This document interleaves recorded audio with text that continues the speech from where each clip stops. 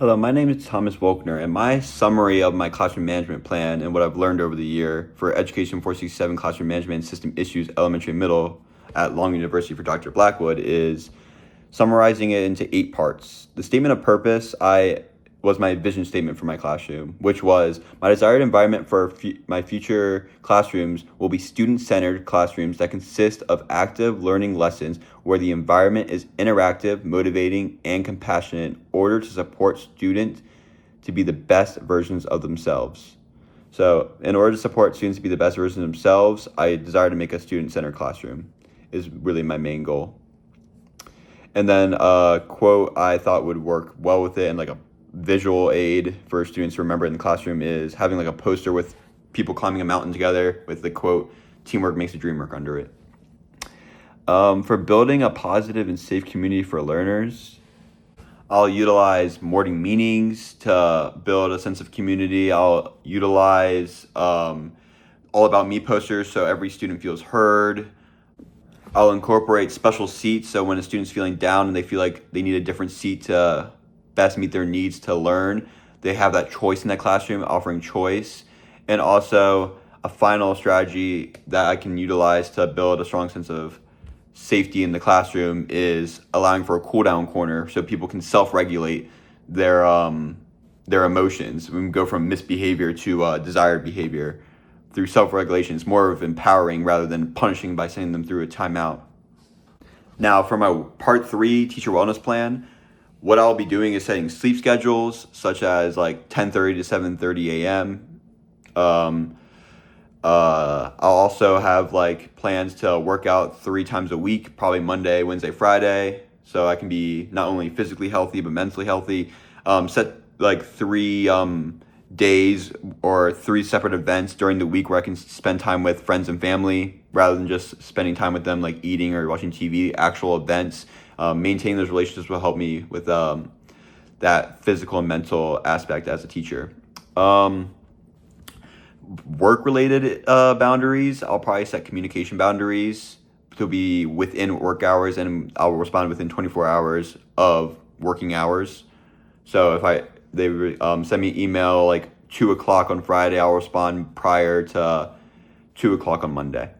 Now for physical classroom environment of part 4, I made my classroom very collaborative. I grouped 6 desks together to make sort of like a table where students can interact with each other. They're facing each other. It's all about the collaborative process and maintaining safety. There's ample space between seating. There's a first aid kit. I'll have behavior expectations on the posters all over the room to maintain safe habits. I'll reinforce those habits throughout the year. So it's going to be a safe environment while also a collaborative and effective learning environment through utilizing anchor charts. There's going to be a lot of rug time where we'll be working as a classroom. It's all about the collaboration is why the basis behind my physical layout for my classroom.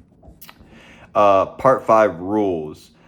What I want to do for my rules personally is a collaborative process known as behavior contract, where I'll be asking them a list of questions like, what are their expectations for me as a teacher? What are their expectations for them as a student? How should the students treat me? How should we treat each other? And then how should we resolve conflict? This is like a collaborative process where we'll all sign in at the end, make a list, and have our behavior expectations made not by me, but by us. For part 6 procedures, I'll be utilizing the CHAMP strategy for transitions, for small like work groups and stations. I'll be utilizing CHAMPs for like the process of lining and walking down the hallway. That's the movement step. I'll be for like how I'll get the attention of my students, I'll use call and response. It's a strategy I learned, like saying class, class, and students will respond with yes, yes. That's a great way to get attention. How I'll manage absences is there's going to be ample time for like independent work throughout the school day where students who are ahead can do extension activities such as like imagine literacy to to develop their learning for like reading and stuff and writing. While students who like are behind, maybe like missed a quiz, can take quizzes during that time. So there's gonna be ample time for them to make up work if they're absent. But also, if they're not absent and they're ahead, there's time to reinforce their learning and become better learners. Part 7, positive, negative, and logical consequences. A positive consequence is a strategy teachers can use to increase probability that a desired behavior will occur in the future, which is otherwise known as a reinforcer. Each student is unique, and what positive consequence will improve student behavior changes from student to student. Positive consequences can be divided into categories titled free and frequent, intermittent, and strong and long term, each having 3 subcategories titled tangible, social, and activity. A positive consequence I will utilize in my future classroom is tokens or a ticket system for students to earn prizes through earning tickets/tokens through doing desired behavior, which this falls under the free and frequent category and the subcategory of tangible. It's something they can actually feel. I have seen this strategy working in my spring 2026 shadowing experience. This strategy allows for students to physically see what desired behavior can get them, which can motivate them to do the desired behavior more in the future. Another positive consequence I intend to implement in my future classroom is students earning extended recess, which falls under the category of intermittent and the subcategory of activity. I've seen this strategy work in motivating students to do desired behaviors in my spring 2026 shadowing experience again. I would use this positive consequence because it is a reinforcement strategy that not only reinforces positive behaviors or desired behaviors, but it also increases their physical health. So it's 2 birds with 1 stone there. A third positive consequence I intend to implement in my future classroom is under the intermittent and the subcategory of social, where I'll send emails home to parents. This is a collaborative process, classroom management, where I won't only be working with the student, but I'll also be working with parents. So sending them positive emails rather than just only sending them emails about the negative stuff will strengthen not only my relationship with the student, but strengthen my relationship with the parents. Hearing the positives about their kid rather than just the negatives will make the relationship less, there'll be less friction. Now, negative consequences is a strategy teachers use to decrease the probability of an undesired behavior occurring in the future. So negative consequences fall under 6 categories, which are class reminder, individual reminder, modification, timeout, parent contact, and office referral. Office referral being the most intrusive, and class reminder and individual reminder being the least intrusive. So the ones I'll personally use in my classroom are class reminder and individual reminder. I'll be using proximity, I'll be using verbal reminders, and the verbal reminders will be directed towards the class, not the individual. Same with proximity. They're both directed, not necessarily calling out the student, because the goal isn't to embarrass the student, it's to redirect the misbehavior to the desired behavior. Another strategy I will likely implement, a negative consequence strategy, is private conversations. This likely will occur after proximity or after a verbal statement to the class reinforcing the rule, because if the student is still misbehaving after those 2 first steps, then I'll likely have a private conversation with them after, reinforcing the desired behavior and not punishing them, but giving them a negative consequence. And again, my implementation strategies are not punishment, because the goal of punishment is to enforce compliance from students to follow rules by using external controls or authoritarian discipline. And the goal of logical consequences is to help children develop internal understanding of the rules and build self-control and develop a desire to follow those rules. So my thing is not to embarrass the student or control the student. It's to influence the student to have that intrinsic motivation to first learn the rules and then have the motivation to follow those rules by possibly explaining why those rules are in place, which is to help them most effectively learn.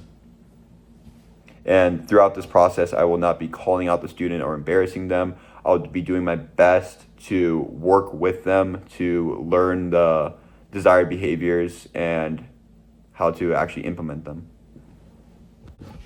For part 8, crisis plan. For a crisis plan, I plan to use the three-prong approach, which includes prong 1, clarifying norms and creating a safe climate, prong 2, yes we can, de-escalate, and prong 3, teamwork. For prong 1, it's really a proactive strategy to prevent these exceptionally challenging behaviors as much as possible by setting up a classroom environment with a focus on mutual respect and clear expectations about appropriate behaviors and how frustrations should be handled. This is more of the proactive strategy trying to prevent the crisis from happening. Now for prong 2, as a teacher, I will focus on addressing the immediate crisis and leaving larger corrective actions for a later time. During this phase, I'm focusing on ensuring supportive resources for the student and for myself. Admin may need to be called during this stage depending on the behavior. Depending on the crisis, students typically should either continue listening to me if the student is not demonstrating something that is immediate, they want to save it for a later time, the crisis would be better diffused later.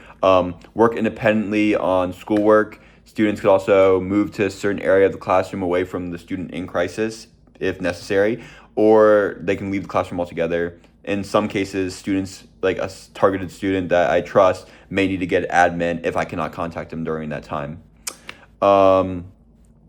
Really, the final stage is the three prongs approach is where I'll use teachers, parents, and students, etc. will work together to correct misbehavior and prevent it in the future through developing collaborative intervention strategies.